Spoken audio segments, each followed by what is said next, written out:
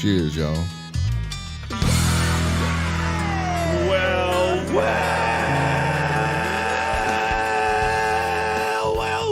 sounds like a party. Welcome, ladies and gentlemen, to this fine radio program, podcast and video extravaganza known internationally Hi, Mom. as the world-famous Smokin' and Toastin'. Welcome to show number 261. I actually still have 260 in the show notes. I was apparently sleepy or something, or tipsy when I wrote the show notes. Perhaps the latter.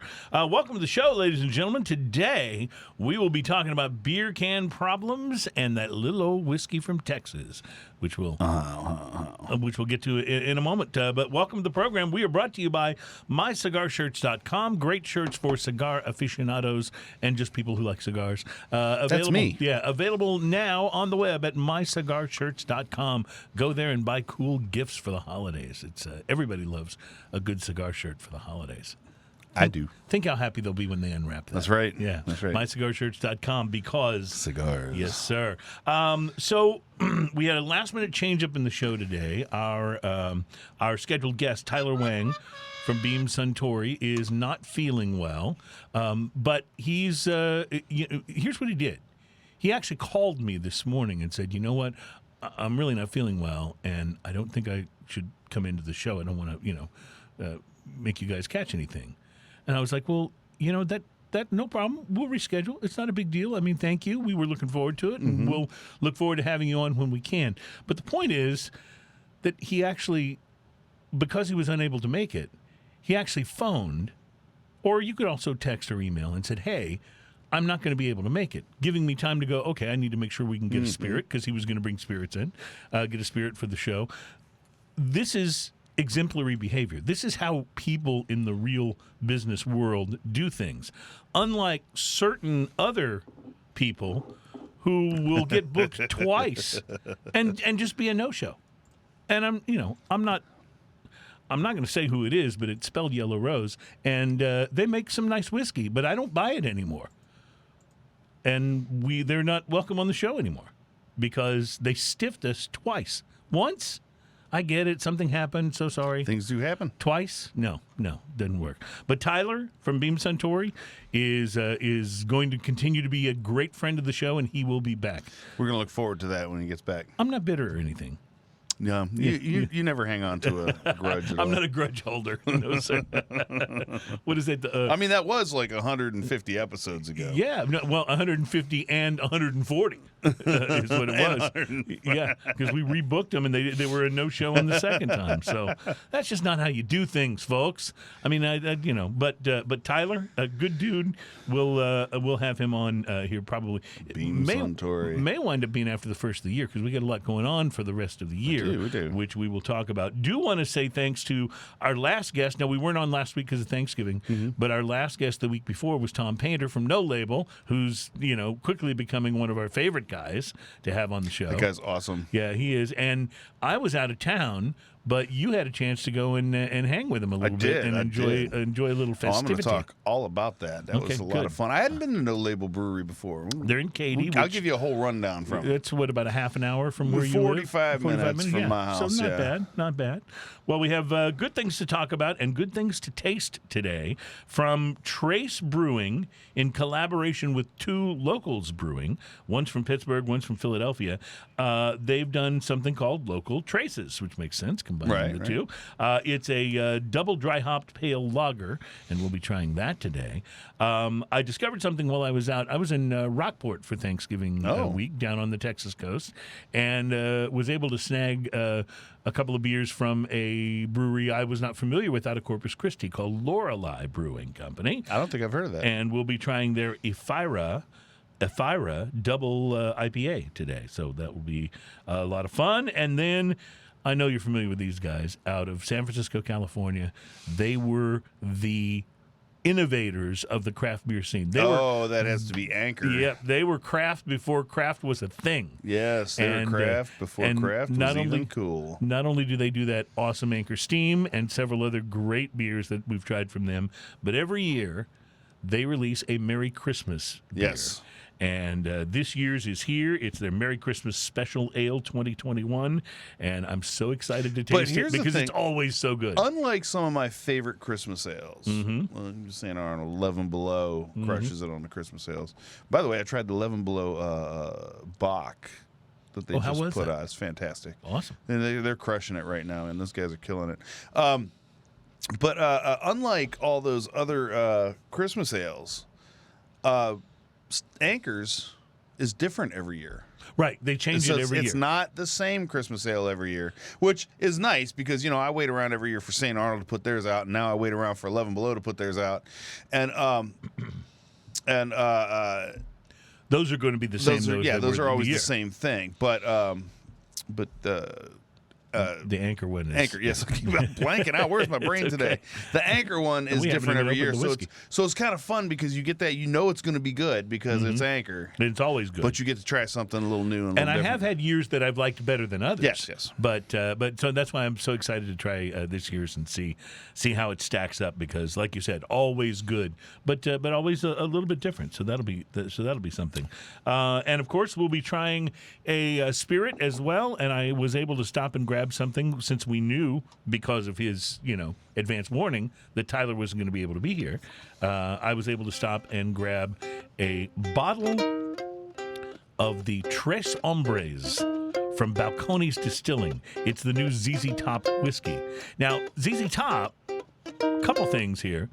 Zzz Top, pretty class outfit. Oh, yeah. That little old band from Texas.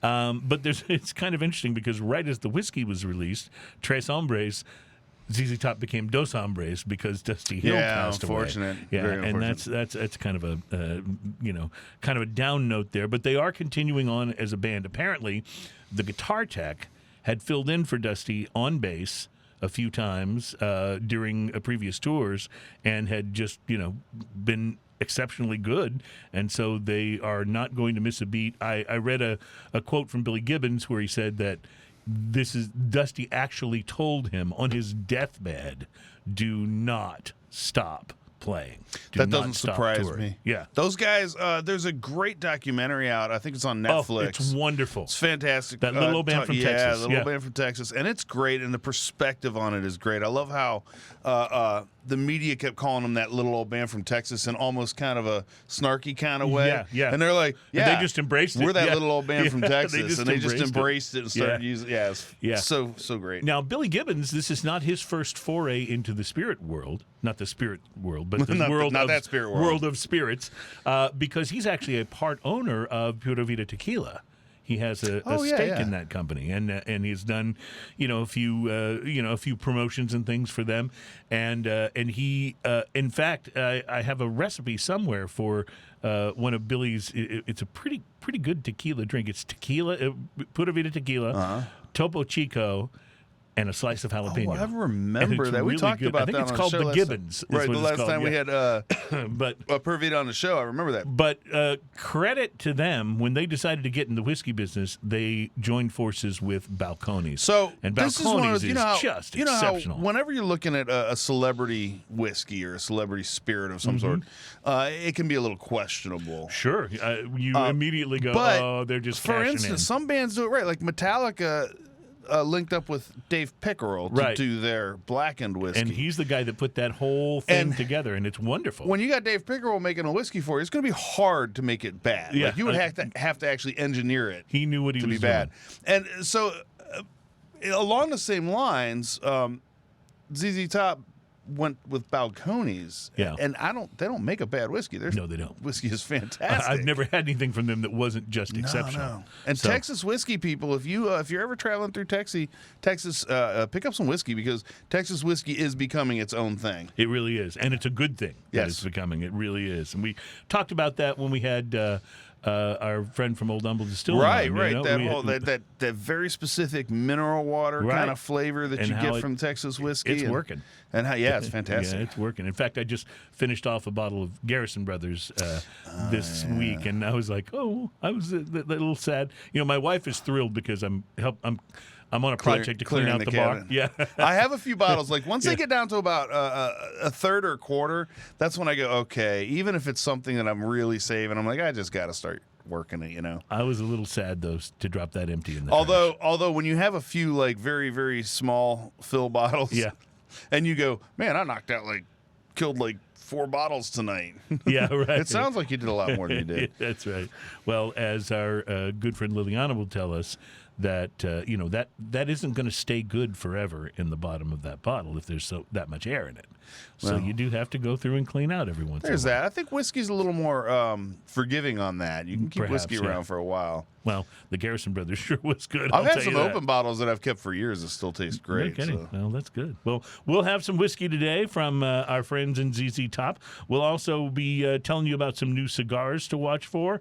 There are issues with cans for craft brewers. There's a can problem, and I'm sort of hoping this problem will have a silver lining, which will be it'll encourage them to bottle more beers, because, as you know, I'm a fan of the bottle. No, I'm a fan of the can. I know it's a place where we differ, but in any case, we'll tell you about what's going on and how the sort of initial report is that it's going to make craft beer more expensive. So that's not a good thing. Yeah, especially craft. It will not affect the mega brews in nearly the same way that it'll affect craft, and we'll explain. But mega brews also have to worry about their perceived, what do they call it? There's a name for it. Their perceived value. Yeah. Like if their beers sell for too cheap, then their perceived value is too small, and therefore people think it's cheap beer. If a 6-pack of Bud Light is $4.99 and a really good craft beer is $14. Then it's kind of like, okay. What are you getting? Yeah, what do you exactly? Do I want this race beer? Do I want this El Cheapo? Or do I want something really good? So anyway, we'll tell you all about that. A friend of the show has been promoted. We'll tell you about that into a really serious role. And we'll also bring you a little something. And Brewbound, the magazine and website, has declared their winners, their 2021 craft beer champions. And so we'll tell you about that. And, of course, we wouldn't leave you high and dry without a little drinking news. Our drinking news teaser headline for today. Grab that ukulele, my friend. A different kind of support animal. Oh, that was good. I like that. You went different on me. I like that. Different kind of support animal. We'll tell you about that kind of support on Drinking News. And should we stock up for Christmas? Whiskey prices may be going up in the spring, so you may want to give yourself the gift of whiskey for Christmas, so you can still buy it a little cheaper. Get it while you can. Yeah, that's right. So I know what I'm getting you. So all of that coming up. It's going to be, I think, a fun show. Even though we will not have Tyler with us, but he will return. And then next week I will be out, but you're going to be hosting with a guest host, and I guess you'll tell us about that when you're ready. I will. But how about Cigar, Ian? Did you smoke anything interesting this week? I did. I went by Casa de Monte Cristo this morning, chatted with Steve a little bit. I had a feeling you did because I tried calling you to tell you about Tyler not being able to come in, and it rang to voicemail, and I was like, oh, he's in the cell phone black hole. For those of you out there who don't frequent cigar shops and places like that, for whatever reason, it's something built into, like, I don't know if it's in the construction contract or whatever it is, but every cigar shop is an absolute black hole for cell reception. Service. Yeah, absolutely. Like no reception. I wonder if maybe it's the smoke. Does the cell signal just not make it through the smoke? I don't know. That could be it, But I didn't even know you tried to call. I had nothing. So I tried to call, didn't get you. I was like, well, I'll tell you. And I was doing my review, so I had my phone in hand the whole time. Yeah, I knew it. So I ended up picking up I wandered around a little bit, and I didn't see a whole lot of really new stuff that I had to have. Steve was telling, I can't remember exactly which cigar it was, but he was telling me about a brand new cigar that, I should totally try at $40-something per stick. Of course you should. Of course you should. Hey, Steve's got to eat. He's got to pay the rent. And, I have to say I'm curious, but I'm not $40 curious today, that's for sure. Yeah, maybe after Christmas. So I wandered around a bit, and I thought, let's look at some classic brands that I don't always smoke cigars from and just try something that I haven't actually tried. I actually enjoy doing that, yeah. Yeah, that's a lot of fun. So I went over a few different different ones, but I ended up picking up a Ashton Heritage Puro Soul. Oh, I have had that cigar. Have you had this cigar? I have. I'm really curious to see what you thought of it. This was the Bellicoso number 2. This is a 4.875, very specific size rate, by 49. Okay, so it's not a big cigar. Right, with a torpedo end. The wrapper, these are all sun-grown, sun-grown wrapper is a Ecuador Habano wrapper, and sun-grown Dominican binder and filler. So this is a sun-grown Puro. That's why they call it Puro Sol. Right. Yes. Mm-hmm. Not Sol, S-O-U-L, but S-O-L. Right, that's an interesting idea because like most of the time when they do a sun-grown cigar, it's a sun-grown wrapper. And Ashton VSG, the Virgin Sun-Grown, is a sun-grown wrapper, and that is an outstanding cigar, like in many, many ways. Yeah, it's expensive though. It's so what, $14 or so for a cigar, and those are fantastic. But I figured I'd try this. The appearance on this was it's kind of a ruddy reddish brown wrapper. Single Ashton Heritage band. They got a real classy band. Ashton does a nice job with that. Yeah, leathery and oily kind of looking. Wrapper to it, medium firmness overall. Nice looking cigar. You pick it up, it feels pretty solid. Feels good. The pre-light sniff on this, earthy, sweet, caramel, chocolate, coffee, and leather. Pretty complex just on the nose. Mm-hmm. The pre-light draw on this, I got in there and I realized I forgot to bring a cutter. I forgot to bring a lighter. Like, I knew my pocket felt a little empty. I didn't know what it was. But anyway, so I walked up to the counter and I used their V-cutter on a torpedo, which is kind of fun. Yeah, I've done that before, but it's fun. Their V-cutter, you get to use the handle. Yeah, you stick the end of the cigar and go ka-chunk. So it's like a lottery machine almost. Yeah, I love it. But there's a cigar in your hand. So you win. Yes. So I used the V-cut on it. There's an effortless draw, sweet cappuccino flavors, mocha, cedar, leather going on. Picking up off it. The initial light, intense spices with a little bit of white pepper, wood. The retrohale on the initial light was cedar and spices. Nice. There's an underlying sweetness going on the whole time, too. The first third of this cigar, big cedar and mocha flavors up front, followed by leather and sweet spices. Medium strength right out of the box. It stayed medium. I'll just go ahead and give this one away. It stayed medium the entire way. This was dead center medium, if you ask me. Great. Ashton can be very consistent as a cigar company. Yes, really, The retrohale cedar and mocha, solid ash, great burn. There was a slight unevenness to the burn on the very first third of this, but that also could have been due to the fact that I had to use 2 matches to light it, and I got it lit a little uneven at the very beginning. I've done that, yeah. And that's my fault. The second third of this, cedar and mocha flavors remain up front, supported by tangy leather and sweet spices. Coffee flavors thread throughout with a touch of caramel. The caramel is kind of this toasty caramel, like real dark caramel kind of flavor. It's really, really almost good. like a creme brulee. Like a burnt caramel kind of thing. It's really nice. The retrohale is particularly pleasant with a toasty sweetness and cedar, solid ash, perfect burn. Nice. The burn leveled itself out and stayed perfect the entire rest of the cigar. It was awesome. Absolutely fantastic. The last third of the cigar, spices intensify, and these were kind of sweet spices. So when I say spices, they were a little bit spicy, peppery up front, but now there's sweet spices going on, almost like baking spices, like gingerbread cookie kind of baking spices, those kind of things. Cedar remains prominent. Mocha flavors feel sweeter and bigger at this point in time. The tangy leather notes interplay with coffee and pepper to create a real palate-pleasing, earthy background. I really should have thought about my alliterations when I apparently can't speak today. It's all right, man. I just need to pick a day when my brain's actually firing. Like I like to say, we haven't had the whiskey yet, so that may help and it may not. A palate-pleasing, earthy background. The retrohale at the very end of the cigar was toasty and sweet, solid ash, perfect burn. This cigar is kind of a small cigar for almost $11. $10.65 is what I paid for this. That's a lot. And what's funny is when I looked at my receipt, I bought that cigar. And I bought 3 of the Bienaventuras. And it was more expensive than the 3? No, they cost exactly the same. Oh, 3 Bienaventuras was $10.65, and the 1 Ashton was $10.65. So that was just kind of a funny anomaly on my receipt. So it raises the question, though, when you're giving this your price to quality score, is it better than having smoked 3 Buenaventura's? Well, yeah, so there's that thought in mind. This cigar was fantastic, though. I absolutely enjoyed it. It's a small cigar. It lasted 45 minutes, like almost to the dot. And everything about this cigar was quality. I really, really enjoyed the flavors a lot. I wish I had a coffee to go with it. It would have been amazing with a coffee, especially, I think. Or even some kind of like a dessert, like dark chocolate dessert kind of thing. Right. That would have been really nice. Maybe I'm just hungry. You may be. But anyway, so even at a small cigar, and this is what did I say? It was it's not even 5 inches long. Yeah, and it's a 49 ring gauge, so it's not very big. And I gave it a 5. Okay. Even at that size, and at that for price? almost $11, and at that price, I gave it a 5. You get exactly what you pay for. You're getting that super high quality Ashton. Mm-hmm. You're getting the attention to construction. Everything about this cigar was great.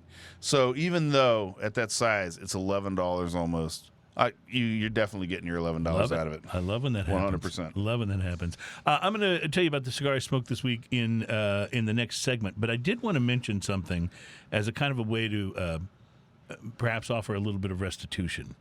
I have, on a number of occasions, and I believe you have as well, kind of trashed Gurkha on this show. Yes, because they went through a period of such like poor construction issues, quality. so bad. I even remember I reviewed one that I smoked one time, and it looked like it was a gag gift, an exploding cigar.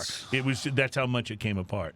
So I didn't choose this one to review this week, because I just didn't. I didn't want to trash Gurkha again. You know, I felt like we'd been a little mean to him. So you didn't choose the Gar, but the Gar chose you? That's right. So this week I pulled out one that's been sitting in my humidor forever, a Gurkha Assassin, and wound up smoking it. Ian, it was terrific. It burned great.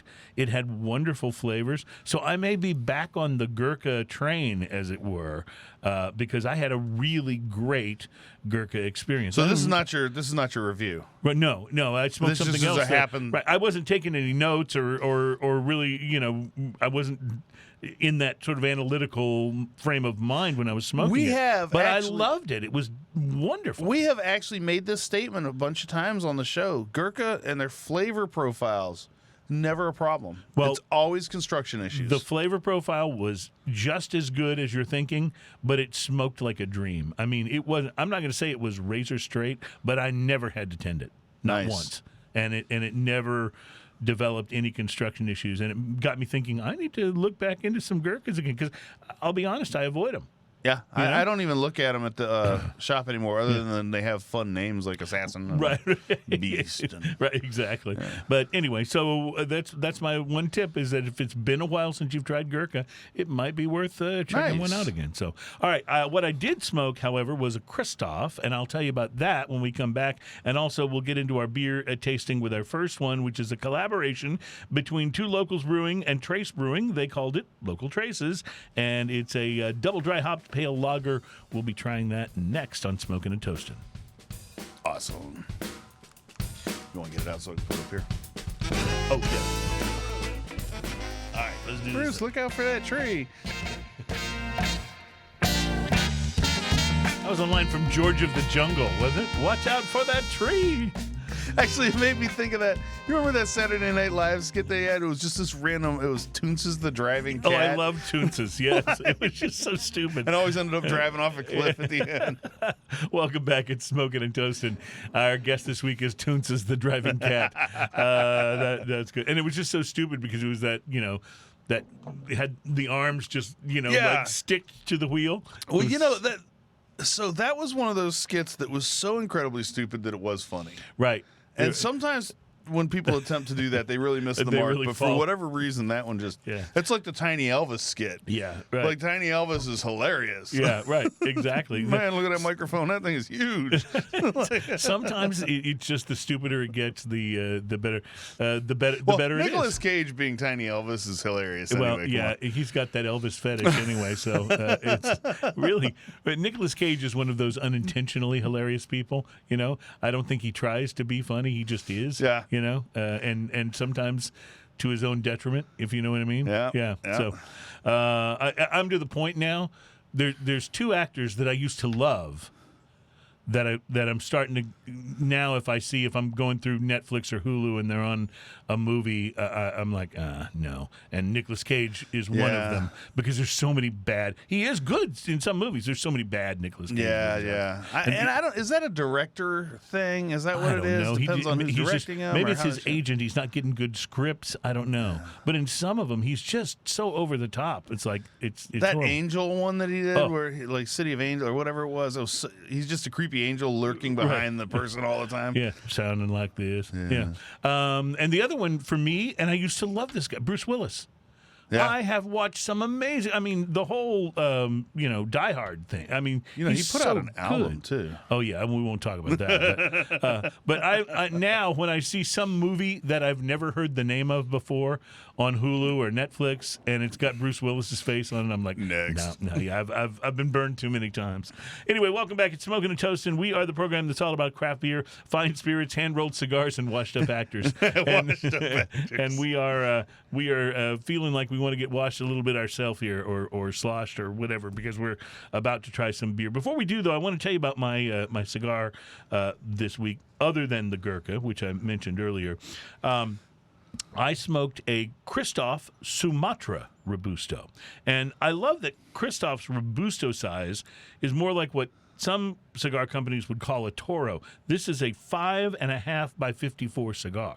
So I guess it still qualifies as a Robusto, but it's a big Robusto, and I love that. The Sumatra is a very rustic-looking cigar. It is one with a bumpy and veiny Ecuadorian Sumatra wrapper, a pigtail cap, and a shaggy closed foot, as most Kristoff cigars have. The binder is from Brazil, and the filler tobacco is a blend of Dominican and Nicaraguan, all grown from Cuban seed and assembled in the Dominican Republic. You had me at Kristoff. Oh, yeah. So I'm a fan. Yeah, all right. So very rich tobacco notes on the pre-light, along with a sort of a dry baker's chocolate note and a little bit of grassiness on the cold draw. I did not use a cutter or a punch. I twisted off the pigtail cap.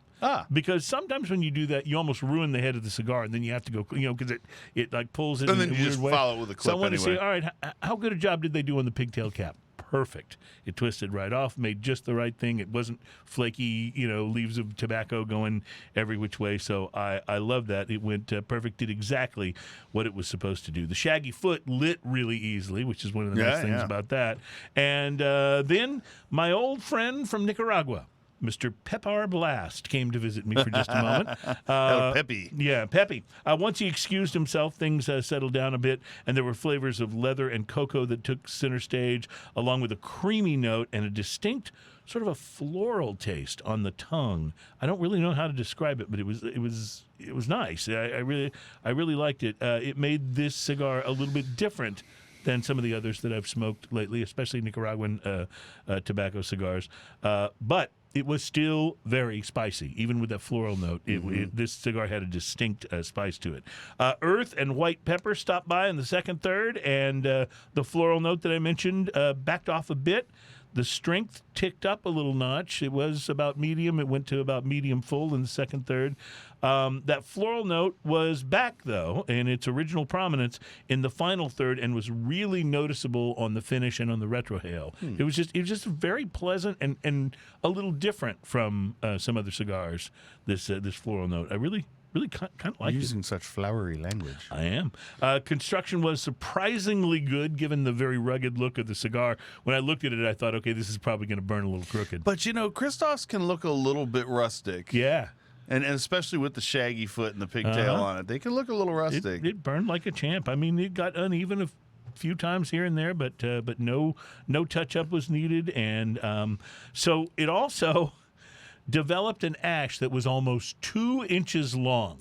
Nice. All right, so I was actually smoking this in the car. I was stopped. I had the top down, but I was stopped. I was smoking this in the car, and I thought I better get a picture of this so that Adam can put it up on the show. before this, because this ash is pretty big. And right as I reached for the camera, of course, the ash mistook me for Ian Barry and took a dive toward my shirt. I mean, literally, it was almost like my shirt was a magnet the ash was steel.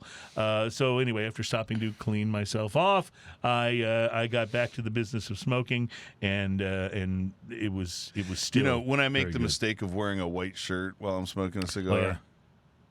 Yeah. See, I was wearing this sort of grayish hoodie, and so it leaves a sort of a white spot, and then I had to go wash that off. But anyway, overall, the cigar reminded me of a commercial from back when I was a kid. I don't remember what the commercial was for, some kind of Italian food of some sort, but the catchphrase was, "That's a one spicy meatball." Do you remember that? I do remember that. Was it Chef Boyardee? I don't know what that was for. Ragu, yeah, something. That's a one spicy meatball, which I'm sure, by the way, you couldn't do now because someone would be offended that you were making a caricature of a particular group of people. Yeah. So that's, I'm sure, why it's gone. But I remember it from when I was a kid, and there were plenty of inappropriate commercials when I was a kid. That's only one example. Yeah. Anyway, this was the one spicy cigar. It was. I really enjoyed it though. The Kristoff Sumatra, packed with flavor. It smoked well, and it left a wonderful combination of notes on the palate.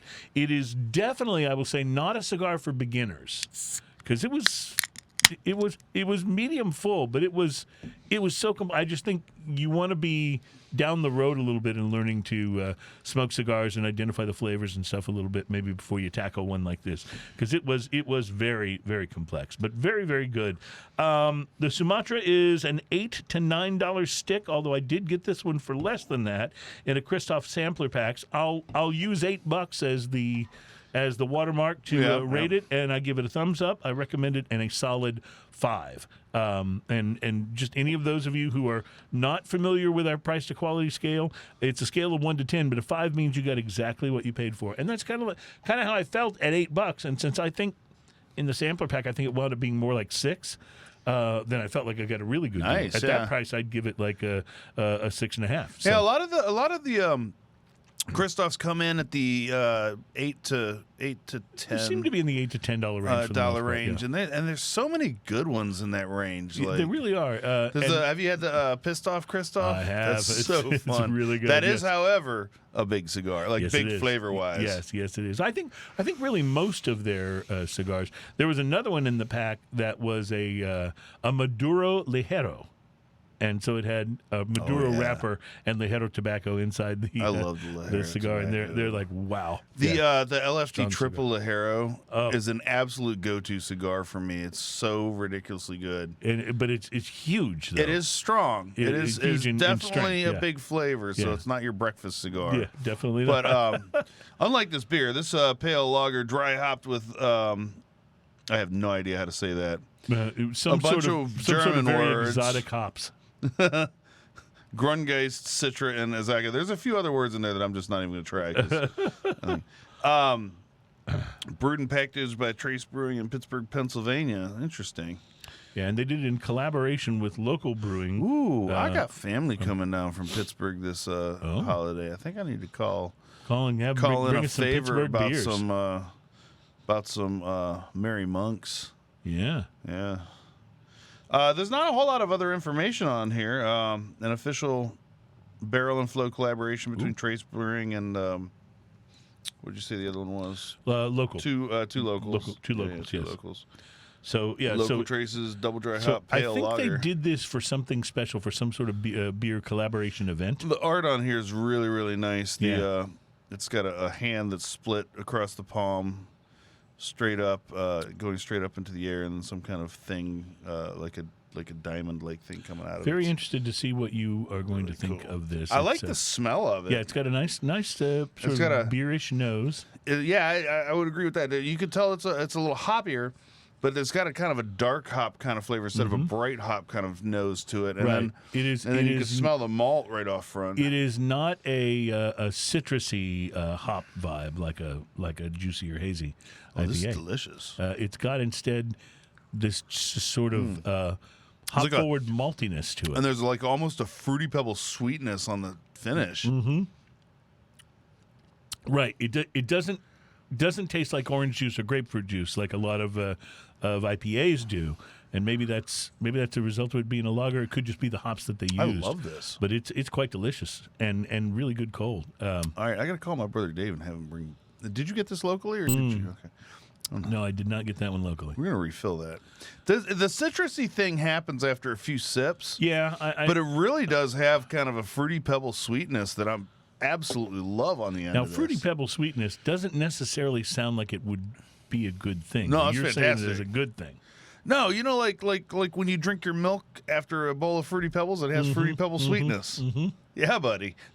Like, who doesn't like that? But it's not Flintstone vitamins. No, it's not Flintstone vitamins. Okay, That's gotcha. different. Yeah, I've used that before, haven't I? Yeah, you have, and it recalls a very distinct flavor too. It very much does, because Flintstone vitamins have a very distinct thing going on. They do. And Fruity Pebbles kind of do, too. Like, you can't say that Fruity Pebbles taste like any kind of fruit.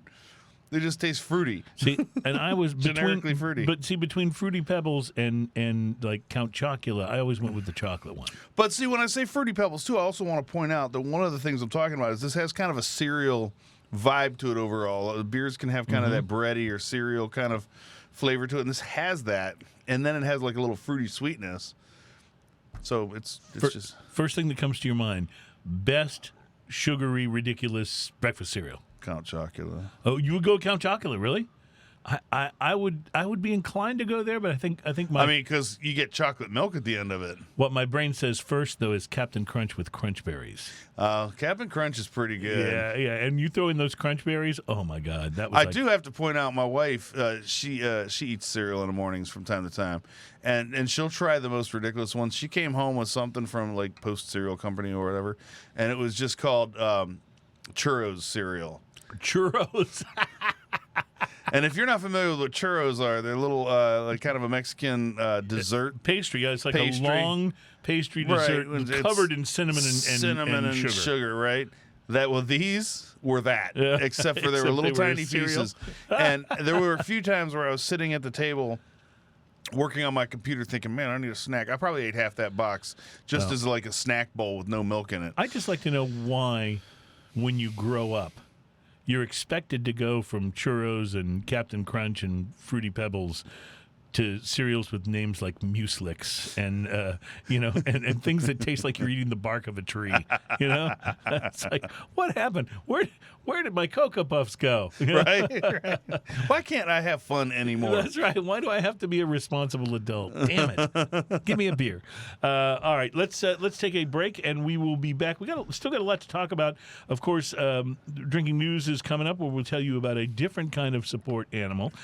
Plus, I want to tell you about the Brewbound craft beer winners. They are released, and it's always Brewbound's pretty reputable site and magazine. So we'll tell you who they think are the best for 2021. When we come back, it is Smokin' and Toastin'.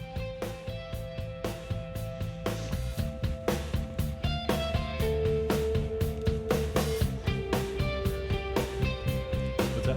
Oh yeah, we need something on a tour gig. Let's get our next thing.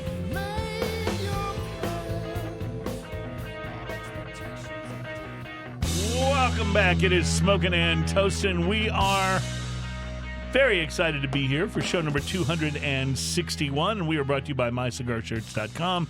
Great shirts for cigar lovers on the web. Get them for the holidays. MyCigarShirts.com, because cigars. Yeah. Everyone gets down a little bit on Nick Cage, but let's try to remember. Oh, Raising Arizona.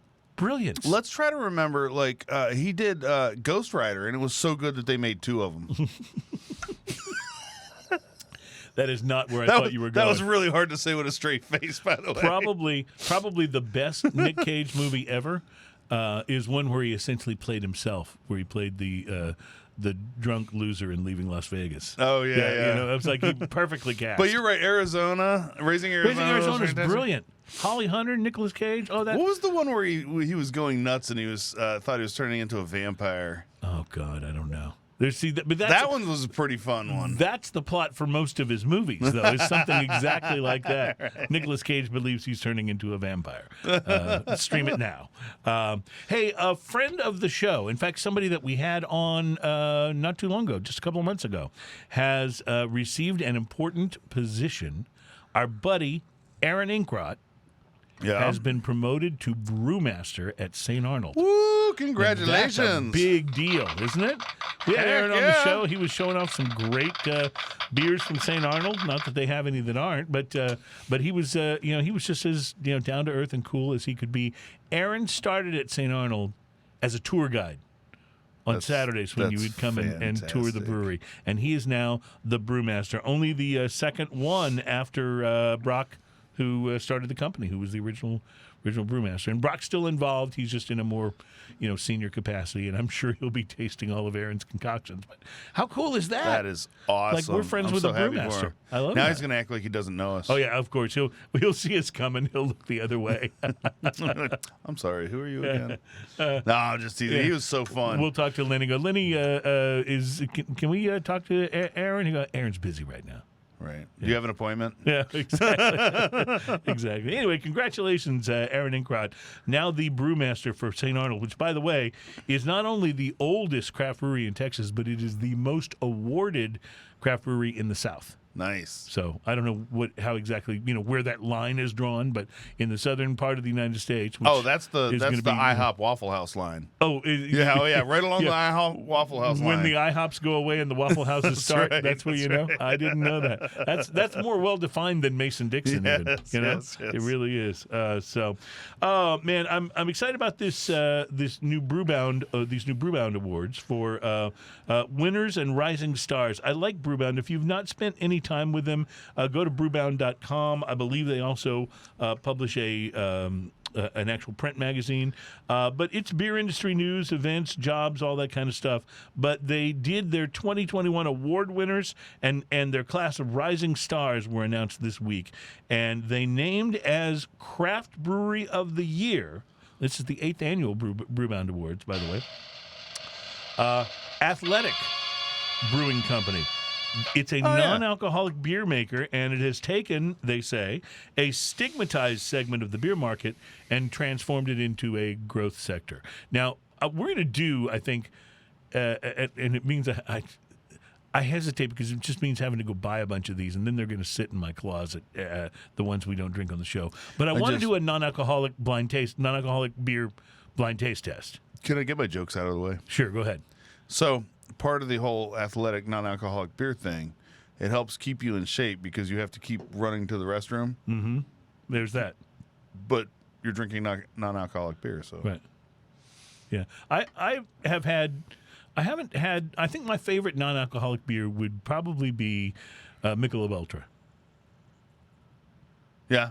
Yeah. I think it may have some alcohol in it, but it doesn't have much alcohol, doesn't have much flavor, doesn't have much of anything. It's kind of like beer-flavored water. So when I want to go non-alcoholic beer, I think if you're the designated driver... It's like the beer version of when you left your Dr. Pepper sitting there in your car on a hot day. You got like 2 last sips of it. Yeah. If you're the designated driver... Just a kiss of flavor left in it. If you're the designated driver, I think the bartenders are authorized to either give you non-alcoholic drinks or Michelob Ultra, and you'll be fine. Oh, man. At least that's what I think. Anyway, that's their craft brewery of the year. They've turned that sector into a growing category, creating new occasions for the beer category. Large brewery of the year, Firestone Walker. Firestone Walker's been killing it. A year after an on-premise closure cost the Paso Robles, California headquartered craft brewery 30% of its business, they are poised to finish 2021 up 20%. Good for them. So that's a good rebound. And I love Firestone Walker. I do too. Not only is there that lager, that 805, so good, but they have a wonderful series of Luponic Distortion IPAs that if you're a real hophead and you love to really experiment with different and crazy ones, those are great. And then don't forget the Velvet Merkin. Yeah, their limited releases are wonderful. Oh yeah, limited releases are way over the top. We've had a number of them. Yeah, a number of them here on the show, and they've been so great. good. Person of the year is Steve Fitchheimer, who is the CEO of New Belgium. He has helped build that Fort Collins-based headquartered company into a 1 million barrel brewery, driven by the Voodoo Ranger line of IPAs, and of course the New Belgium. That's Fat Tire. That's Fat Tire. Now, just so you know, if you want a beer that is absolutely wonderful, you find a fresh Fat Tire on tap. That beer is so like what's the word? It has that doughy, bready. Yep. Like when you drive by the Sunbeam Factory on Washington, Yes. it smells so good. Like that beer has that quality in the flavor of it, and it's such a fantastic brew. Yeah. One of the reasons they recognize him, and you know what? Let's hold on to that till the.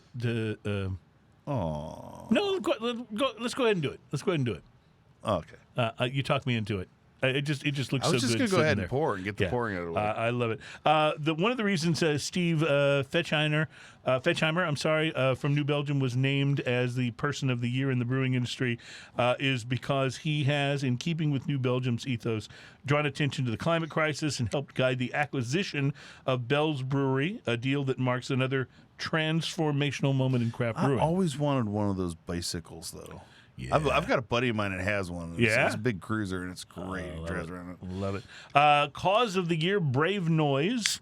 It's a collaboration beer project that honors the thousands of women who have shared their stories of discrimination, harassment, sexual assault, and racism while working in the brewing industry. So far, more than 150 brewers in 31 states and 4 countries have signed up to brew Brave Noise. Each participating brewery is asked to link to their code of conduct through a QR code on the beer's label and to donate proceeds to a nonprofit organization that works to create safer spaces in the beer and hospitality industries. The beer champion of the year is the Massachusetts Brewers Guild. The Massachusetts Craft Brewers finally achieved franchise law reform through the efforts of these guys, and there've been some really good things going on. You know, Sam Adams and Boston Beer Company are very heavily involved in that stuff, and there's a lot of great craft beer coming out of Massachusetts right now. Yep. But they've had to struggle with some some legal issues in that state that were not necessarily craft beer friendly, and they've gone a long way towards making that really good.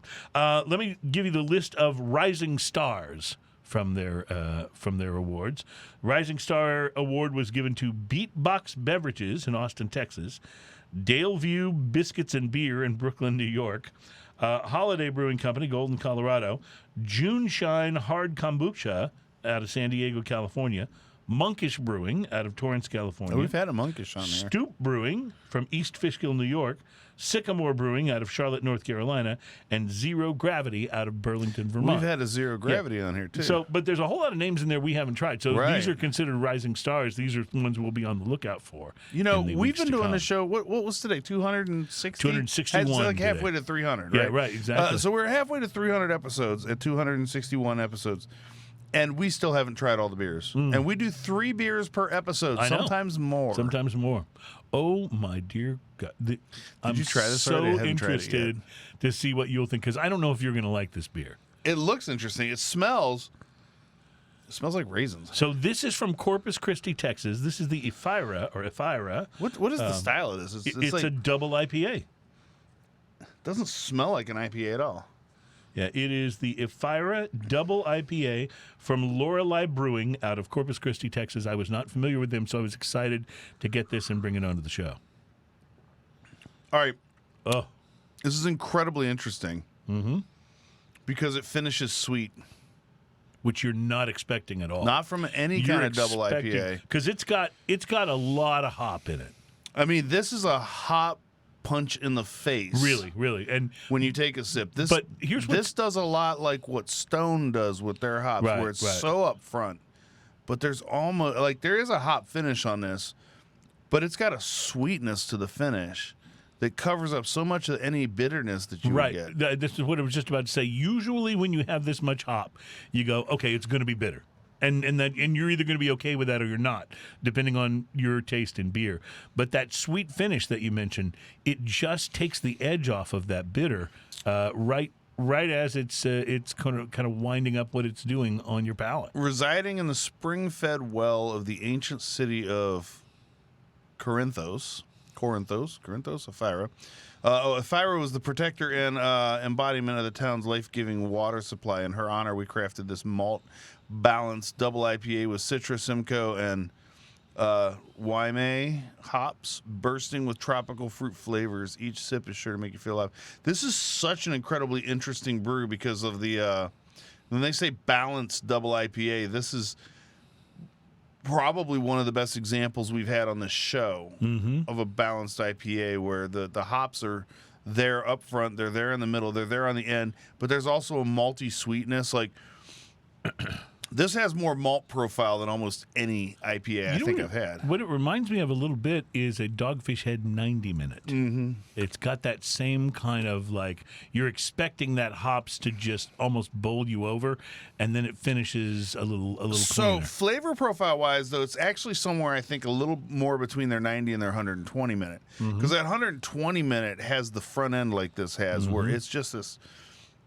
I mean, I don't know how to hop assault on the senses. Yeah, it is, but it's a warm hop assault, not a bright and resinous. I will tell you, Ian, I think this is fantastic. I have not seen this in Houston. I'm not saying it's not here. I just haven't seen it. At 9%, by the way. Yeah, at 9%. But I found this actually in the grocery store in Rockport, and of course Rockport's not that far from Corpus Christi, so it makes sense that you would. But I was looking for beers that I hadn't had, and that was the first one I saw, so I grabbed some. Man, whoever this guy was that brewed this, good job. This is fantastic. Wonderful and delicately balanced. The artwork on here is kind of interesting. It's like a mermaid, like classic mermaid with green hair and pouring beer into the water. Yeah, pouring water into the beer. Beer water into water. I don't know what's going on there. Show that to the camera. All right, so we're going to take a break. We'll be back. We're getting close to drinking news, just a little bit further. But I'll tell you what we're getting really close to now, Ian, and that's time to taste us some whiskey. I like whiskey. Yes, so that little old band from Texas has released Tres Hombres whiskey. It is Zzz Top Whiskey, and in case you were worried, we're going to give it a spin. Well, in case you were worried that it might be just another, money grab, I got two words for you: Balcones Distilling. That's where they went to have this done. Brian, Wiki Brian also mentions Barrel and Flow Fest celebrates black arts and artists. That was from our first beer. Yeah. And Vampire's Kiss was the name of that. Vampire's Kiss was the Nicolas Cage movie. The Nicolas Cage movie where he thinks he's becoming a vampire. Yeah, and it's pretty bad, Ian. It's pretty bad. It's entertaining, though. It is entertaining. There's a lot of bad movies that are entertaining. You ever watch Reefer Madness? And on that note, we'll take a break. It's Smoking and Toasting. We will be right back.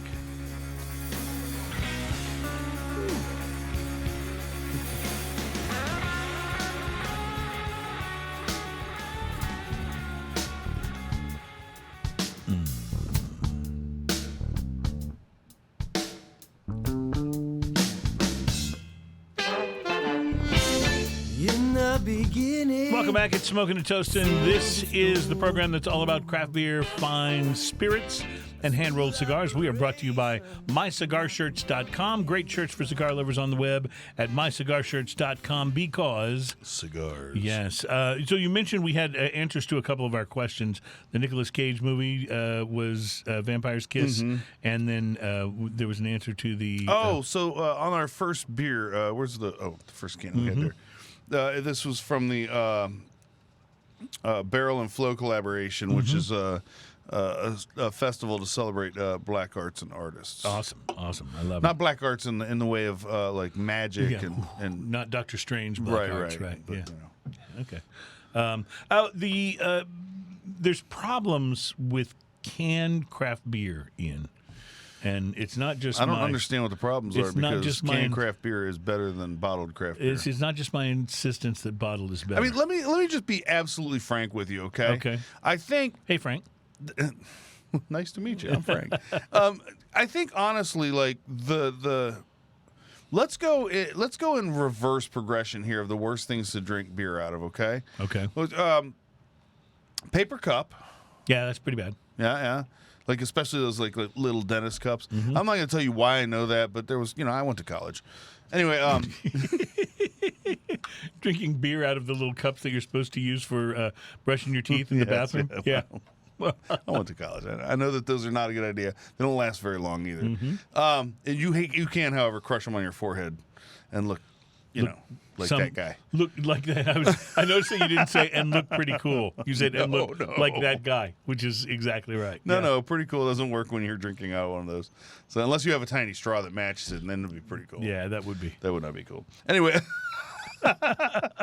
So little paper cups are not good to drink beer out of. Agreed. A step up from that would be the plastic cup. Like a solo cup. Cup. A lot of times what we use in here, although you usually get the little harder plastic cups, which are better than I like those better, yes. Yeah. And then above that would be your hands, because, depending on what you have in your hands, it may change the flavor of the beer. That's true. That could do it. So that's not always the best thing. And then let's go from there. After that, I think is bottles. Okay. I don't know why you think that. Because they're limiting. Oh, see. All right. So they're limiting, right? So you would put you can't cans crush at the a top? bottle on your head. You all right? You can't. Anyway, they're heavy. They're awkward. You can't crush it on someone else's head. That's true. That's true. They're heavy. They're awkward. If you're going camping and you want to pack stuff in and out, bottles suck. Well, yeah, but in The Last of Us 2, The Last of Us Part 2, if you have a bottle, you can stun one of your enemies long enough to draw and fire on them and kill them. I didn't even think about that. And you can't do that with a can. Score one. You can't do that with a can. I'm just saying. No. But you can cut somebody with a can if you rip it open. Anyway, so then let's go ahead and go to cans. Cans don't get the UV issues or any of those kind of contaminations. Yeah. And they have this awesome lining, so it preserves the flavor of the beer in fantastic ways. And then let's just go straight to keg. Keg is the number one way. Like, if I can go straight from keg to mouth, I'm happy. No, you direct from keg to mouth, I see. Okay, yes. Gotcha. Well, now, see, for me, the number one thing to drink beer out of is a frosty glass. Yeah. To me, that's the best. And I actually prefer a frosty pint glass to a frosty mug. I'll take the frosty mug, but frosty pint glass is my favorite. Oh. And I keep 8 frosty beer glasses in my freezer at all times. When I was at St. Arnold Brewery last time, I bought a pint glass koozie. Oh, have you seen those? Yes, those they're are very fantastic. Cool. Yeah, they're very cool. So if you like a frosty pint glass, that would be like you put that on there before you even put your beer in there. I'm not a big fan of a frosty glass. I like a room temperature glass to pour my beer in. See, this is, I think, where our difference on bottles and cans comes in, because I love my beer cold. Now, I don't mind letting it warm up to see what kind of flavors come out of it. But generally speaking, if I'm drinking beer, I want it cold. So if I show up at your house and you're having a party and I look in the beer cooler and all other things are equal, I'm going to go for the beer that's in the bottle, because I'm going to be standing around drinking it out of the bottle, and it's going to stay cold much longer than in the can. The reason I don't like beer in cans, although it's fine if I'm pouring it into a frosty glass, but that last drink is kind of like the Dr. Pepper you were talking about earlier in the show. It's like it's just a little too warm and a little too thin. Unless you have one of those Yeti or Arctic koozies. Right. Which, by the way, I have one. There's and a they sensory issue with those. Yes. Not only do they work a little too well. Yeah. It's hard to tell how much you have left in your drink. Yes, that's absolutely true. Like, you can't. There's no gauge. Like, when you're holding one of those, there's no gauge on how much is left. Oh man, I'm out. But that last sip is very cold. Well, in any case, there's an issue with craft beer in cans. Oh, that's what we were right talking about. Yeah.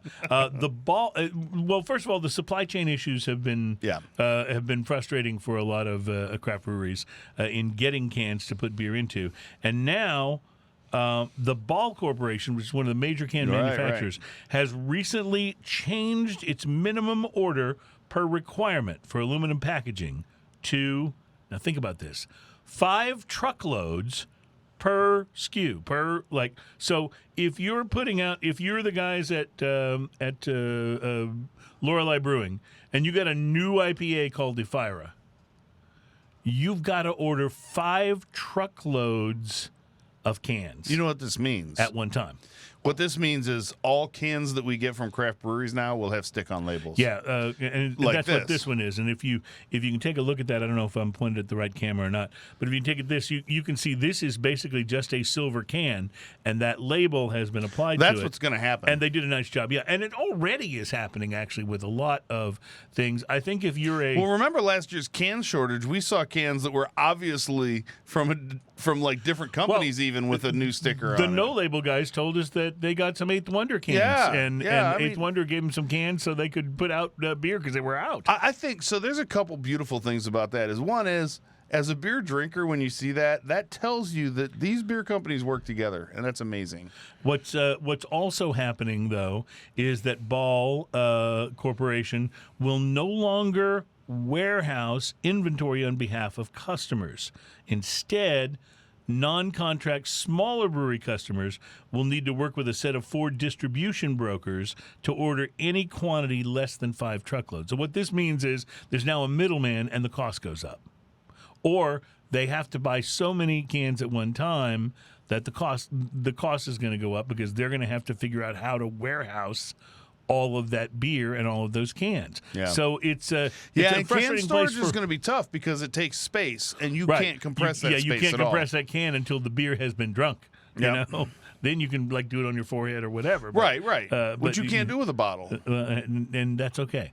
Well, at least not with the same results. Yeah. I tell you what, when I put my bag of trash down the trash chute and the recycling chute in my building, I sure enjoy hearing the clank of the bottles as it goes down the chute more than I hear the fluff. So what you're saying is if I had the same cans. situation and I put the bag of cans, it might get stuck because there's not enough gravitational pull. Not enough weight pulling it down there. Yeah, no, I get it. But see, now, but I'll tell you this. When I drink beer at home, I never drink it out of the can, ever.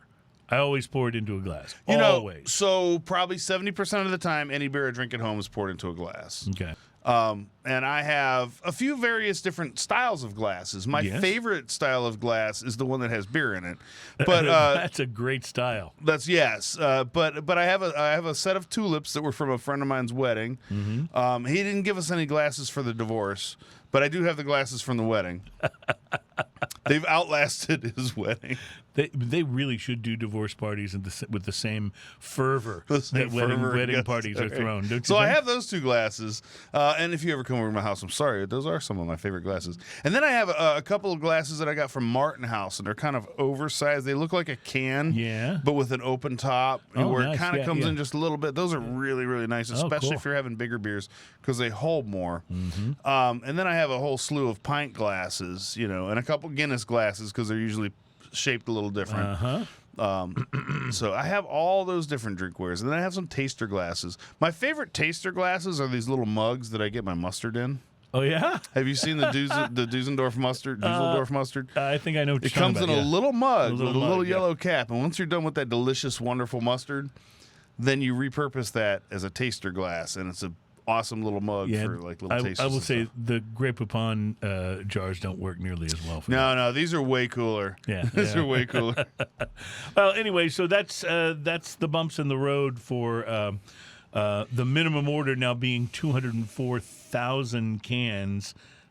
Previously, and now it's over 1 million. I can see a couple solutions happening here, though. Yeah? I can see breweries getting together and ordering cans. Right, but if you're ordering and splitting them a can order, right? Well, so I think that's going to start going away then. I think you're right. That's going to only be more and more big, of the big labels. breweries. Yeah. I think you're going to see more stick-on labels from everybody. And just a minor complaint about the stick-on labels is when I pull it out of my beer fridge, it's harder to tell if it's cold if it's a stick-on label. It may or may not be, but it's harder to tell than it is when you're actually touching the metal of the can. Just hold it at the bottom. You have to hold the bottom. I know. I'm just I'm a solution man, see? You are. I just do what I can. You know what the solution is? Bottles. That's the solution. That's the solution. You get that wonderfully satisfying Beer moment. Is a solution. You get that wonderfully satisfying moment where the top comes off and you get that. I love that moment. With cans, it's a little different.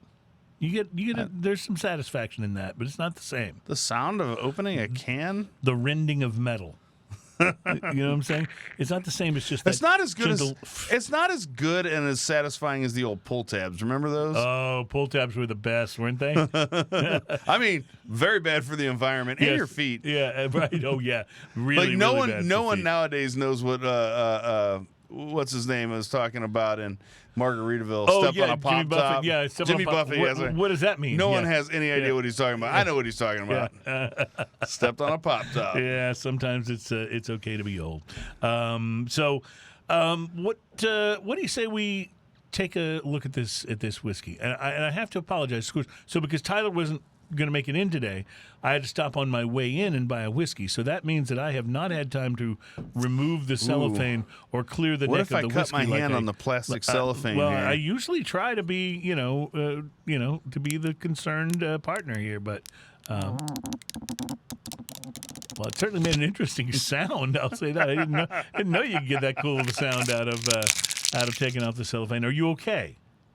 So far, Okay. no wounds, no issues. All right. A little bit of peeling fatigue going on, but I think I'm okay. All right, and of course I didn't clear the neck of the bottle, so you're going to want to be careful opening that there's no spillage. Ooh, that was very well done, sir. Very well done. That is fragrant. Oh, ha! All right, you're going to have to offer us a little more explanation than that. I got this big whiff of bubble gum. Oh, really? Yeah, bubblegum classic in with the baseball cards bubblegum. Oh, very interesting. So, well, this is from Balcones. And that is a flavor that happens in whiskey, by the way. That's actually pretty common. This is Balcones, who have yet to make a bad whiskey. So, there's that. You notice because you didn't clear the neck of the bottle. Right? Did you? I do have a little bit of spillage going on here. All right. Well. Well, I might have heavy poured myself there. Gee, what a surprise! I do get the bubble gum. Bubble gum, definitely. Yeah. Bubble gum, vanilla.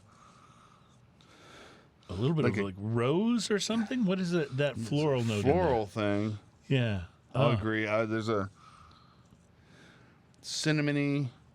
Yeah. There's a. It smells like it's got a lot going on, which is not surprising, given Balcones. So.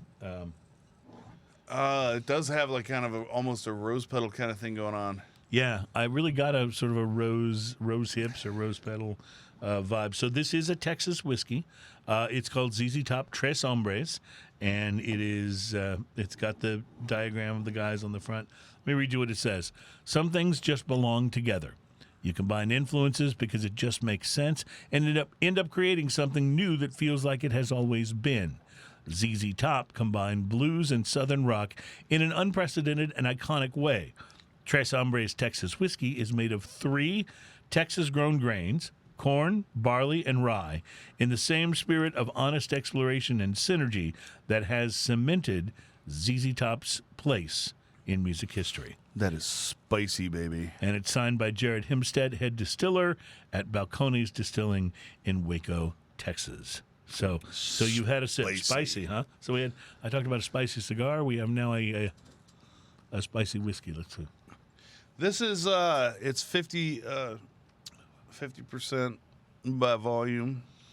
And it's a little overproof. So it's got three distinct things that are combined here. I love this picture of Zzz Top, by the way. The depiction of them on the front. Yeah, it's really fantastic. Great. So what's your take on the whiskey? It is definitely spicy. But do you like it? Spicy. I love, especially the nose on this. The nose is so interesting. You don't get the flavor of the bubblegum that you smell on the nose in the whiskey as much. No, you really don't. But I do get the corn and the rye. I get this huge, yes. So the corn is evident. The rye is the spice that you're tasting. And then there's that Texas mineral water, is huge on this. They didn't try to even hide any of that. And I'm glad they didn't. It really makes for a nice finish. And then after you get the mineral water, which you think is going to be the finish, you get this one more wash of the rye. When I just put it to my nose and exclude my mouth from it, I get almost a snickerdoodle kind of thing going on. That's not. I'm not even joking about that. Yeah. It's very interesting. There's a little sweetness to it, but I wouldn't call this a real sweet whiskey. No, it's a spicy whiskey for sure. What's your overall vibe? Do you like it? I like it. This is interesting. It's very different from what I expected. I didn't. I guess Billy Gibbons has kind of a reputation for being a little outside and liking things a little spicy and different. And this makes sense when you put it in that aspect. As a whiskey by itself, if you take the whole ZZ Top thing out of it, this is spicy and incredibly different. I bet this makes incredible cocktails because of how spicy and crazy it is. Oh, right. I bet you're right. It would by itself, it's quite interesting. I'd like to try it with a piece of ice at some point, too. I bet that would open it up into very interesting channels. I think you're right. You probably see those flavors open up and like stretch apart a little bit more. Well, I bet some of those flavors that I get on the nose, as a matter of fact, when I spread this around my palate a little bit, I get there's a little bit of that snickerdoodle kind of sweetness to it. Mm-hmm. A little bit of bubblegum kind of flavor in the very, very background of it. There's a little maple syrup going on in there. Wow. The IPA, to go back to it, and I don't often do IPA and whiskey together. Usually you go for like a darker beer if you do. But when you go back to the IPA, it changes the flavor profile of it completely. Yeah, but you got a double IPA and you got a whiskey with a ton of rye flavor. Right. Is this... Well, I almost expect it to be called a high rye or something. Well, like they do mention on here that they use 3 distillates. They use 3 Texas-grown grains: corn, barley, and rye. So think of it as 1/3. It beats that double IPA down into like a hop water. Yeah. It just changes the profile of it completely. Holy cow! I'm interested to go back now. Mm-hmm. This is fun. What does about all this go for? About $55. I'd say worth it, just to have something cool and different in there. Yeah, and not only do you have the Zzz Top connection, but this is a very different whiskey from anything else that's in my bar. I know that. And this does not say rye whiskey, but I'm going to tell you, if you're not a fan of rye because of the spice, you're not going to be a fan of this whiskey. However, if you like the rye spice with a little bit different things going on, I think that's pretty fun. I think it's worth it. I think it's awesome. Oh, absolutely. I'm going to say I dig it. It'd be questionable, I think, if you were saying $100. At $55, you get a cool bottle, and it's interesting and spicy. I bet that makes an entertaining old-fashioned. Oh, I bet it's a great old-fashioned, yeah. I mean, because just due to the character that it has. Through. And the whiskey hug is so delayed. It's like you're getting a whiskey hug from a guy with a really long, full beard. That's what it's kind of like, you know.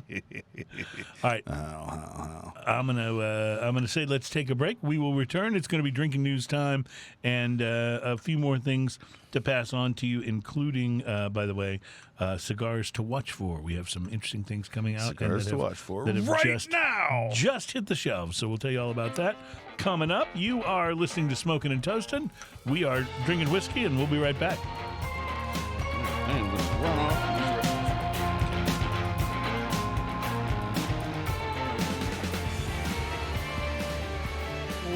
Welcome back. It's Smoking and Toasting. It's the program that's all about craft beer, fine spirits, and hand-rolled cigars. My name is Cruz. My partner here, Ian Barry, on the ukulele, and behind the wheels of steel, our very own producer, Adam Andrus, who is... So, I don't know, are we allowed to talk about this? Adam's going to be leaving us next year. I'm very sad about that. I'm beyond sad about this because I don't want to have to go back to our first producer who like censors us and stuff, and we're gonna have to. We're on the lookout for a new producer. We have somebody in mind who's filled in before, but I don't know. I'm just gonna miss Adam. Mm-hmm. He's like solid. You know, we always know where we're at with Adam. So, and plus he has gone through this whole time as producer. And because we've given him whiskey and beer, he has not asked for a raise, which has been no matter what we put him through. Right, that's exactly right. So it's been a good thing. Well, ladies and gentlemen, I was just saying to Ian during the break, I have no idea how I've kept it going this long, but once again, it's time for drinking news. Drinking news, drinking news. Now it's time for drinking news, drinking news, drinking news. Now it's time for drinking news. A Florida man with one arm said he had a gator for a pet. When asked about his absent arm, he said, I had to take my gator to the vet. Drinking news, drinking news. Now it's time for drinking news. I'd like to point out that I've been working real hard on the art of the pause. The pause is a big deal. The pause. You know, when you say, or when you put up a recording of someone saying, I have to take my gator to the vet, there has to be a very strategic and exacting pause right after that. Right, before you go back to the music. Before I go back to the song. Because if you do it wrong, like just as an example, you know, a Florida man with one arm said he had a gator for a pet. When asked about his absent arm, he said, I had to take my gator to the drinking vet. news. You see, that's right. Yes, it ruins it, right? It does. It just wipes it out. Well, if you ever wanted to learn the beauty of the strategic pause, you got to go back to the 80s, to Gloria Estefan's group, the Miami Sound Machine, and the song called The Conga. Oh, yeah. Because there's everybody, can you do that conga? Yeah, right. So there's a part in there where he says, "There's no way it's gonna stop," and everything stops for a minute. And if that pause, that maybe half a second pause, were not in that song, I'm just going to say the conga would not have been a hit. Would not have been as cool. Yeah, it would not have been as cool. So go back, kids.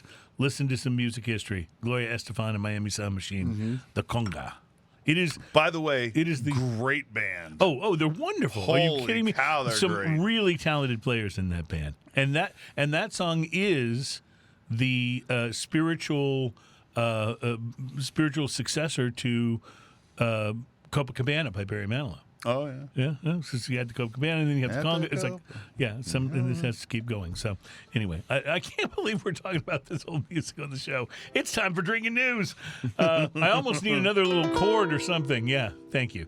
Cheers, y'all. Horrified passengers on board Delta Airlines flight DL 1360 to Atlanta recently could only watch in horror as a woman took caring for her cat a step too far. According to a now viral message, which appears to be from the pilot of the plane, the woman refused to stop the questionable activity despite repeated pleas from the cabin crew. The unidentified woman, who may or may not have been from Florida, was apparently... A Florida woman. She was apparently, and I'm going to do that... Air quotes. Wait for it. She was apparently breastfeeding her cat while she sat in her seat next to the window on flight DL 1360. Yeah. As the woman would not put her pet back in its carrier, the pilot demanded Delta's Redcoat ground team meet the customer after landing to reprimand her. An aircraft communications addressing and reporting system message reportedly from the flight's crew, and it's up on the screen here if you're watching on YouTube or Facebook.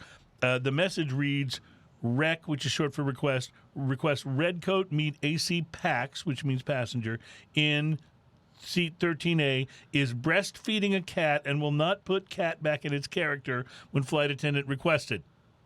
The American Airlines has experienced, the American airline industry, rather, has experienced an 84% surge in incidents relating to emotional support animals in the past few years, forcing them to tighten regulations. But unlike this case, it's usually the animal acting up rather than the owner themselves. All right, so let's talk about breastfeeding for a minute. First off, babies got to eat.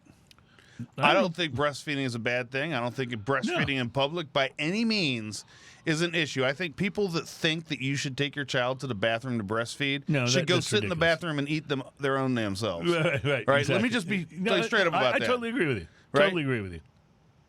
But who the hell breastfeeds a cat? That's what I'm talking about. Like, if this was animated right now, there would be a huge WTF right above my head right now. Right. Like, Exactly. Who thought that was a good idea? This cat needs milk right now, and they said cat, not kitten. Right. Don't cats get more like lactose intolerant as they get older? That's true. Yeah, having owned a few cats in my lifetime, I can attest to this. Yes, they do get more lactose intolerant. And then she's taught that cat, probably from a kitten, of course. Yeah. That this is where food comes from, and then, like, it just keeps going, and then, ouch. Yeah. Like, holy ouch. Like, airline rules state that passengers are allowed to bring their small dogs and cats into the cabin, but they must stay in a case under the seat in front for the entire flight. Access to passenger breasts, as you might imagine, is severely frowned upon by the airlines. So, if you are breastfeeding your support animal, please do not do this on the plane. I'm glad it wasn't a goat. That would just... I don't know why I said that. I guess it's not any more awkward, is it? Yeah. Leave the animal at home. Or better yet, put the animal on the plane and you stay at home, you freaking weirdo. Or you know what people do for convenience a lot of times? They pump. There you go. So you could pump for your... You could have done that and had a little bottle and then stuck it through the and fed your cat. Stuck it through the grate, the front of the cage for the kennel. Yeah. And everyone would have been happy, right? Or you could just step in front of a bus and save us all a lot of trouble. I'm sorry, I didn't mean that. Who breastfeeds a cat? That was the bad I just don't even know what to say. Reporting from seat 13B. I mean, that takes such a specific set of things going on all at the same time. Like, she just happens to have... It's weird. She happens to be lactating, right? Right. Just does she have a kid? Like, that's usually when that happens. But she just happens to be lactating, traveling with her support cat. Her cat happens to know exactly how to latch onto that thing. I don't. You thought the last person you sat next to on the plane was flabbergasted. weird. Yeah, absolutely. I am flabbergasted. As am I. Reporting from seat 13B, I'm Cruz, and that is your... Drinking news. See, that was an inappropriate pause. That was too long. Yeah, that was too long. Drinking news. Drinking news. That was time for drinking news. Cheers, y'all. Oh man, I think we may have hit a new low with drinking news today. Or high. I'm not sure which one it is. It's tough to tell. It is hard to tell. Okay, so I don't know about you, but I'm really anxious to try this ale. So do you need a bottle opener? Let me grab you one real quick. All right, you got one handy? I have one in my bag that I brought for just such an occasion. I believe I have one in my bag. Oh, I got one right here if you don't have it. Just for such an occasion? No, we're good. Oh, there it is. There it is. Whoopsh. Oh, see, you were ahead of me. Okay. So you can't just like smoothly do this. Like a lot of bartenders will flip that around on their finger, and go bam, and it's wide open. You have to actually do like when you're on radio, right? You have to have the sound. You can't just do that because people won't even know what was that, right? But if I do this, the clankety clank. See, then you know what's going on. Years ago, when I was doing goofball morning radio, and you would have somebody, call in, but it was obviously a comedy skit that was featuring, probably one of your members of your crew calling in from the other room. Right. We would always do this thing where... No, it was always a stranger. Of course it was. But we would do this thing where you wouldn't just hang up. You would take that phone receiver and you go kind of clank. Yes, of course. You have to make it the sound of the hang up. So it wasn't just a click, And that's kind of what it's like doing the... you did a fine job on that one, by the way. All right, I'm liking this already. I haven't even smelled it. Haven't even sniffed the top. I'm liking it just from the look. It shares the same color template as a used motor oil. Yes. In the most wonderful way. But you know what just happened? Like if you look at the very edges of it, you could almost see light through it. Ian, I just now got into the Christmas spirit. Pie. I just now got into the Christmas spirit. This smells like the holidays to me. Oh, this is like pumpkin pie spices in a beer, but not in a sweet way. Okay, so we had plenty of pumpkin beers during the October time. Oh man, this is good.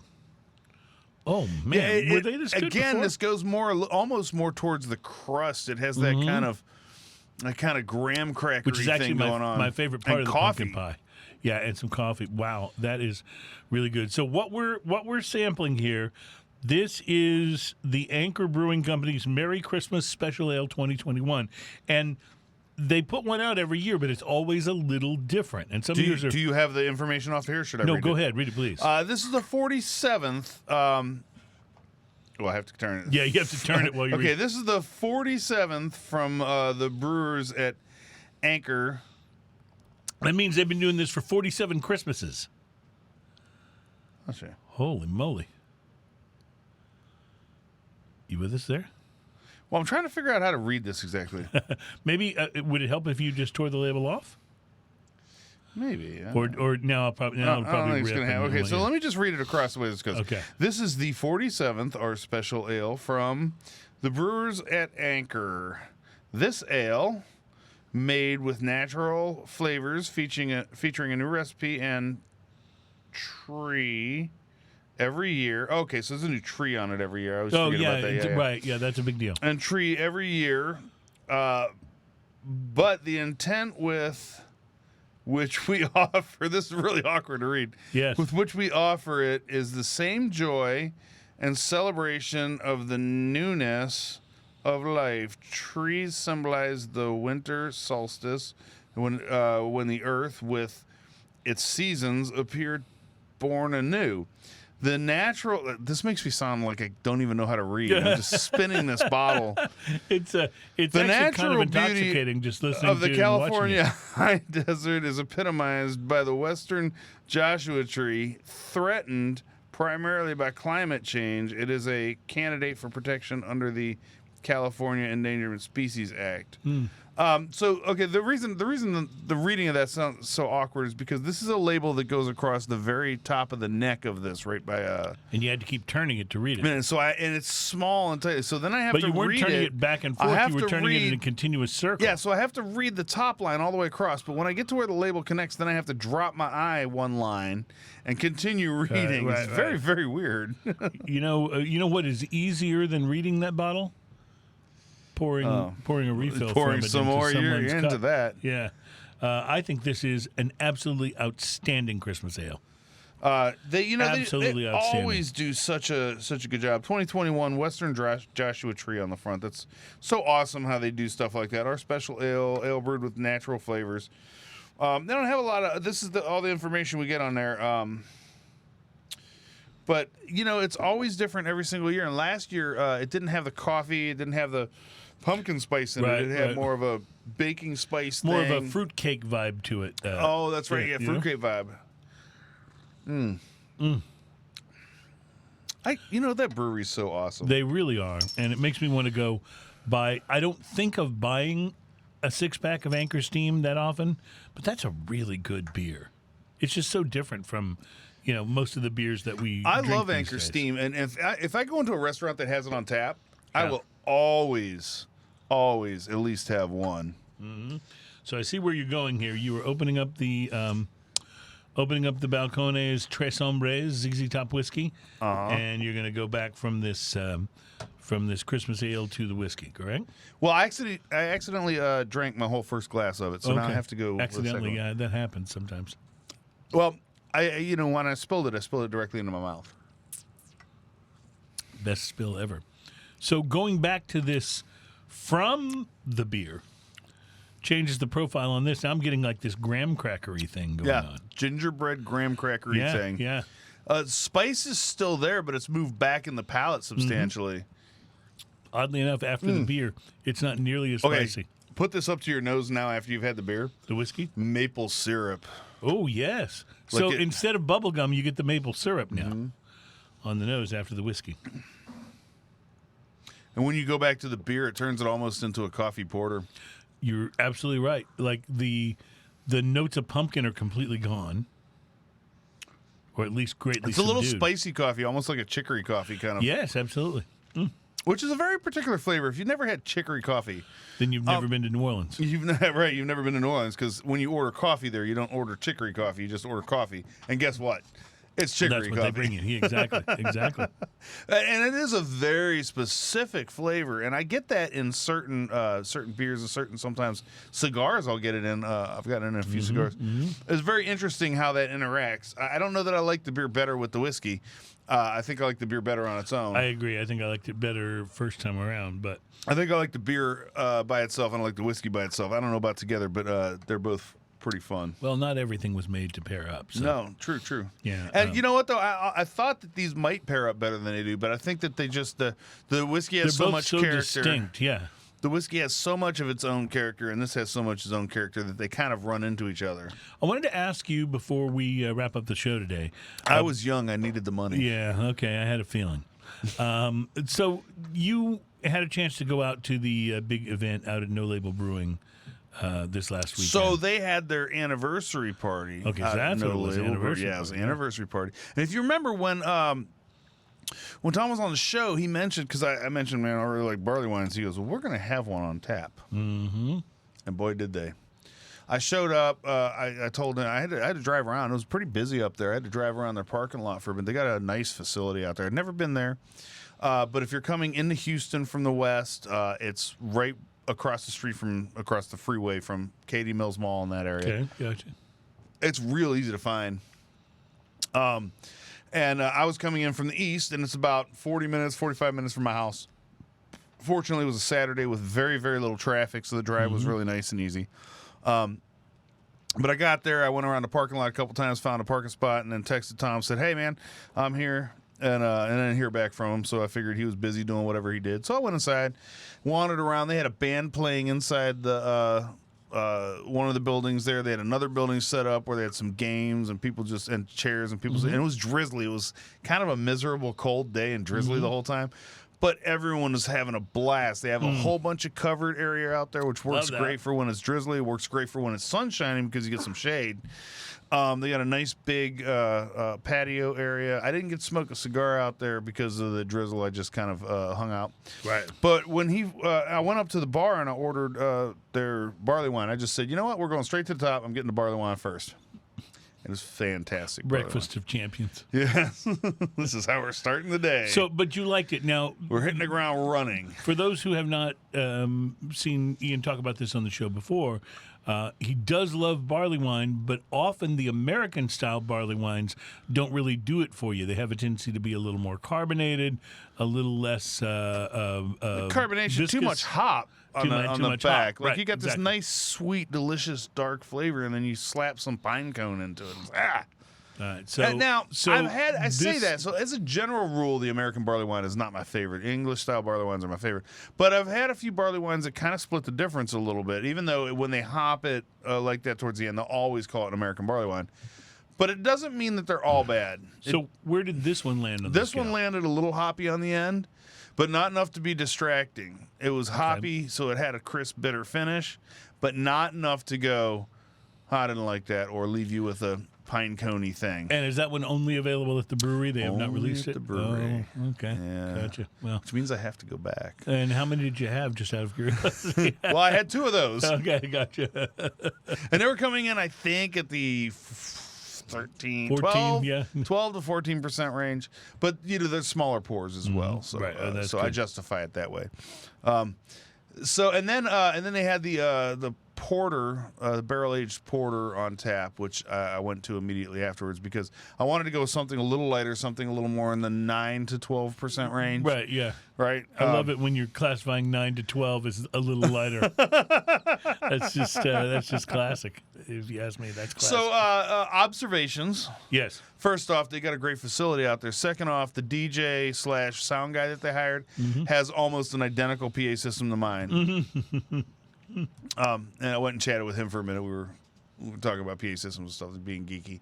The next thing, Tom finally came down, and we were hanging out for a second. He goes, "Oh, I want to introduce you to some people." So I went over and I met John Denman from Drink of Ages podcast. Oh, yeah. And that was really cool. I met Val from Val & Sons Brewery, which we're going to set up a show there at some point in time because he said, yes, you guys come out, we will smoke cigars on my patio and drink my beers. Okay, I love and that. I was like, that I don't know how to say no to that. Yeah, you have to ask me twice. I will be following up with that. The answer's yes. I had great times with those guys. And while I was there, I got to chatting a little bit, and me and John were chatting, and I said, you know what?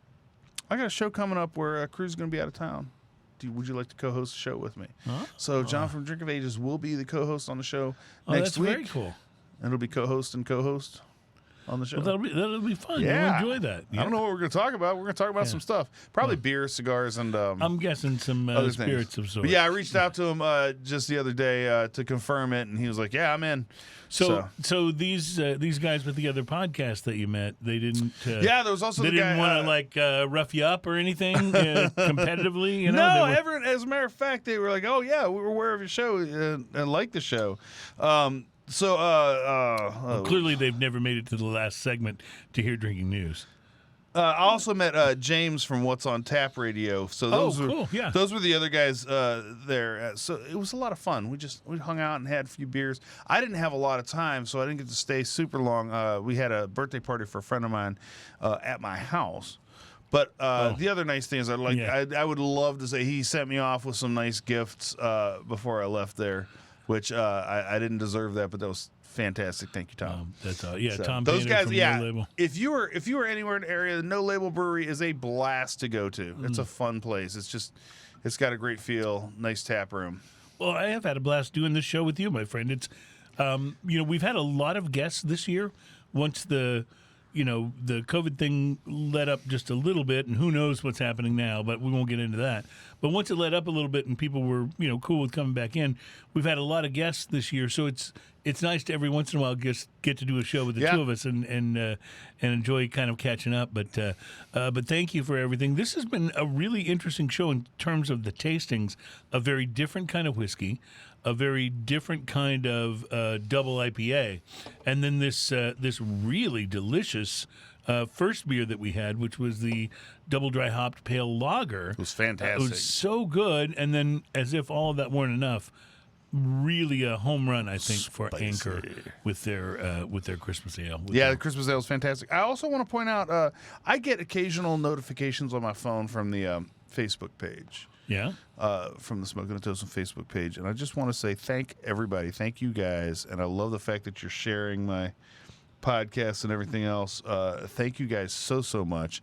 The last time I looked at it, it said we were averaging 3.3 thousand views a week. Nice. That's very nice.